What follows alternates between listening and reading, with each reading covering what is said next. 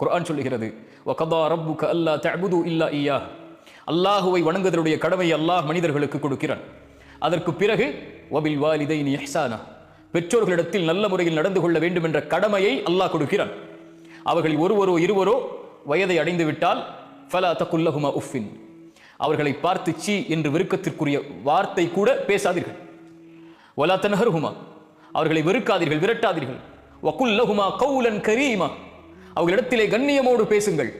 வஹ்ஃபித் லஹுமா ஜனாஹ ذுல்லி மினர் ரஹ்மா, அவர்களிடத்திலே அருளின் இரக்கத்தின் ரெக்கைகளை தாழ்த்தி கொள்ளுங்கள். இதைவிட பெற்றோர்களிடத்தில் எப்படி நடந்து கொள்ள வேண்டும் என்று குர்ஆன் எப்படி விவரிக்க முடியும்?